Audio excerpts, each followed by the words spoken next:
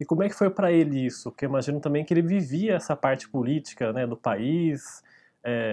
Como é que foi Para o ele, no desenvolvimento do primeiro processo? instante, foi muito angustiante, exatamente pelo peso da É, responsabilidade. O que eu acho assim fascinante foi que meu irmão não titubeou desde o primeiro instante. Porque quando foi divulgada aquela fotografia ícone é, da tortura, aonde o jornalista foi enforcado no espaço de 1,5 metros, ele está ajoelhado no é. chão com um cadarço que era amarrado a uma grade. Era impossível uma pessoa num 1,5 metros ter se enforcado, como foi a versão. Então, ele não titubeou nisto. Mas, evidentemente, que ele teve um medo natural daquilo que poderia acontecer. Consequência, né? A consequência física, que era uma coisa comum. E naquele tempo você poderia ser jornalista, você poderia ser juiz, você poderia até ser militar. Porque antes do fato do Vladimir Herzog, 42 PMs também foram presos e torturados, acusados de pertencer ao Partido Comunista Brasileiro. Então, numa hora dessa, entre aspas, todo mundo dançava de maneira terrível. Só que ele achava, e isso ele foi de uma competência muito grande, ele tinha que dar uma decisão jurídica de uma profundidade muito grande. Porque naquele tempo não havia lei contra tortura.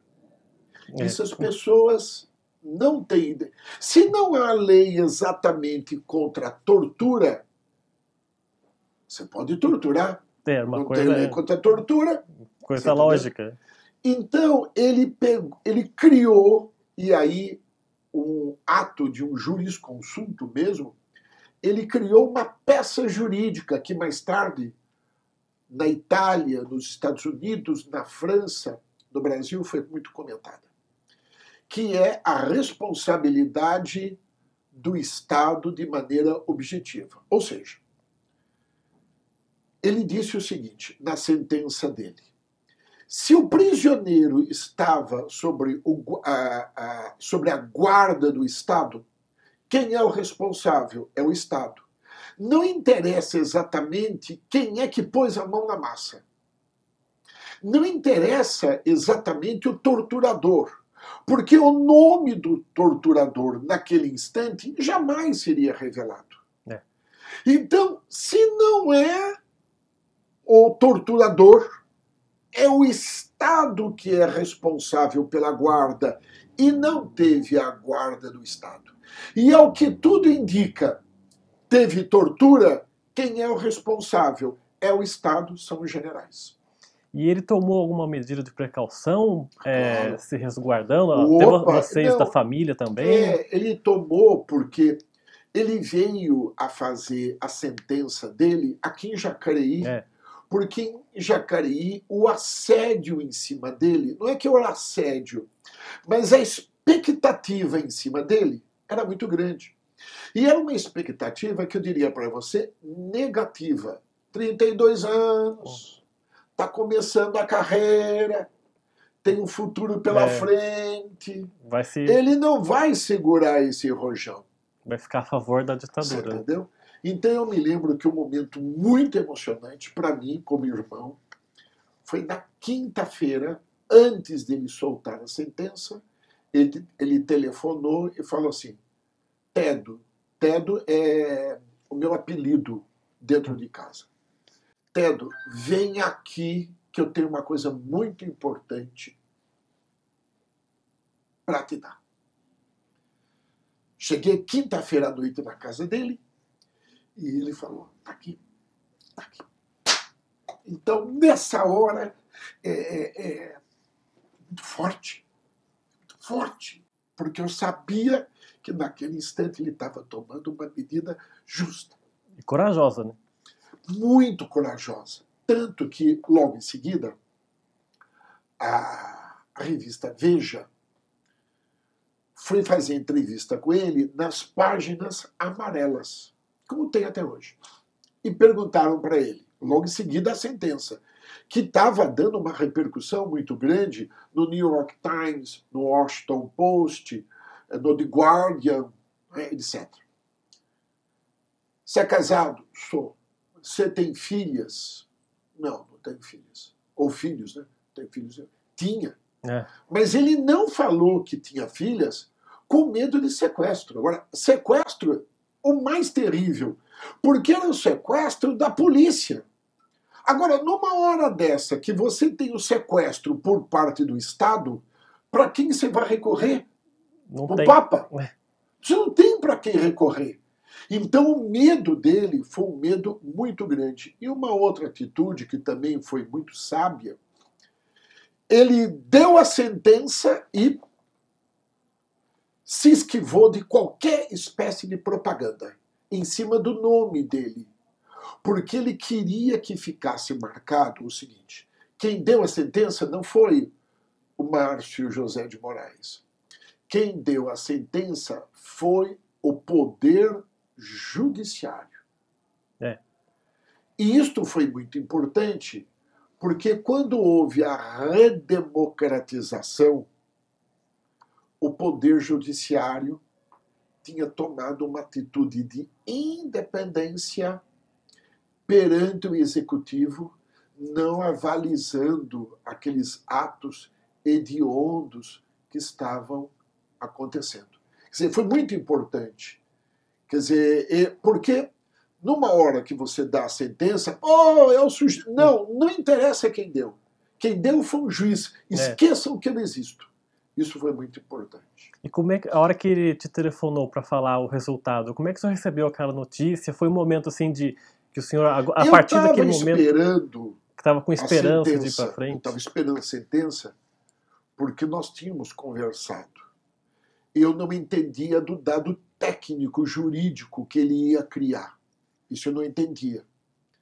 Mas eu já tinha me formado na USP. Então nós comentávamos, não é, isto. Quando ele me telefonou, ele não me disse por telefone exatamente qual fato que ele estava me chamando. Estavam grampeados os telefones, dele. Não estavam? Não estavam todos grampeados. Tanto o telefone de Jacareí, como o telefone da casa dele na rua Lacerda Franco, lá no Cambuci. Então, eu pensei que fosse alguma outra coisa. Quando eu cheguei lá, falou: Tedo, está dada a sentença, amanhã sai e eu estou condenando o Estado. Nós dois se abraçamos, choramos muito, entendeu? Porque nessa hora é muito difícil a gente separar o dado pessoal do dado de cidadania, porque tudo se mistura, entendeu? E qual foi a importância nesse evento do Herzog, do Audálio Dantas e do Dom Paulo Evaristo Arnes? E da Clarice Herzog. Da Clarice também. Eu acho que foram os 4 protagonistas maiores. Recentemente, conversando com Audálio Dantas, que foi o presidente do sindicato, não é? Eu estava comentando com ele. São 4 personalidades totalmente diferentes, mas 4 personalidades específicas que estavam, sem a gente saber, preparadas para aquilo que aconteceu. A primeira, a Clarice Herzog, que na hora que mataram o seu marido, entre aspas, ela puxou a espada e falou: agora vocês vão ver quem é essa mulher. E ela começou a denunciar. Conversei com a Clarice a respeito disso e perguntei para ela: Clarice, você não teve medo? Falou: nenhum. Nenhum, professor. Porque nesta hora poderiam me matar, que não tenha problema nenhum, por causa do meu marido. Segundo, o Audálio Dantas, que é uma pessoa extremamente ponderada, extremamente séria, extremamente equilibrada. Para aquele momento que foi um vendaval, a personalidade dele como presidente do Sindicato dos Jornalistas foi nota 10. Diga-se de passagem que o primeiro sindicato oposicionista no tempo da ditadura militar, depois de 64, não foi dos metalúrgicos, tá? De São Bernardo com o Lula, foi do Audálio Dantas. Ele foi o cara que tomou pela primeira vez uma posição contra o regime, depois veio o Lula. Tá? Terceiro foi o meu irmão, que é uma pessoa, ele tem uma personalidade extremamente recatada.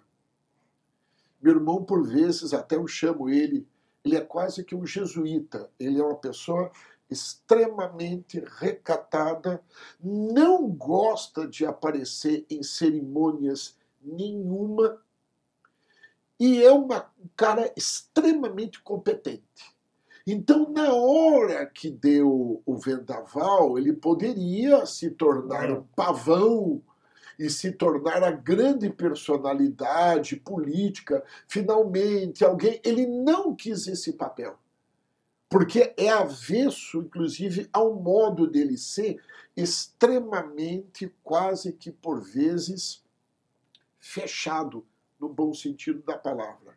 Agora, fora Clarice e os outros dois, o grande papel, e aí o espaço todo especial, o inimigo número 1 da ditadura não foi a luta armada, não foi o MDB, não foi a OAB, que todos eles colaboraram, não foram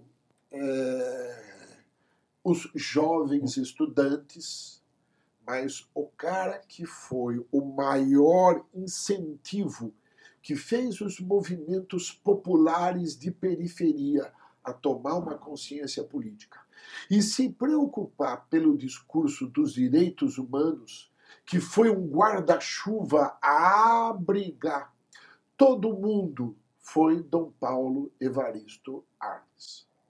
Eu tenho a impressão que o país deve a ele um prêmio como a Igreja Católica deu a São Francisco de Assis, porque foi um homem que soube das suas mãos proteger todos, sem distinção ideológica,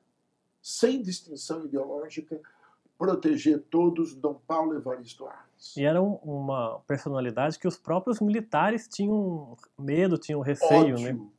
Ódio. Teve um amigo meu, chamado Sérgio Gomes da Silva, da mesma época da faculdade. Ele foi tanto torturado, e na hora que estavam fazendo tortura a ele, que a pessoa perde um pouco a consciência, estavam jogando, você que é Dom Paulo Evaristo Arnes, você é Dom Paulo, quase que como uma provocação, uma espécie de uma chicane, né, em cima dele. E o Sergião, jornalista, me contou o seguinte: você sabe, professor, que a partir de certo instante eu não sabia mais se eu era mesmo o Dom Paulo ou não era o Dom Paulo. Olha que espaço de loucura que a pessoa entra com relação à dor. Porque eles faziam isso, como eles detestavam, em primeiro lugar, o Dom Paulo. Agora você vai ver se você vai para o céu, entendeu? Quer ir para o céu, aqui é de cadeira direta. E depois, passado essa parte do Herzog, claro que a ditadura, como o senhor falou anteriormente, começou a recuar.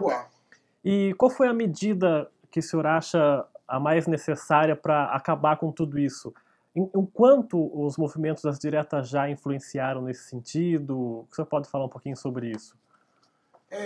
Eu tenho a impressão que daí são diversas etapas que a gente vai chegando, não é?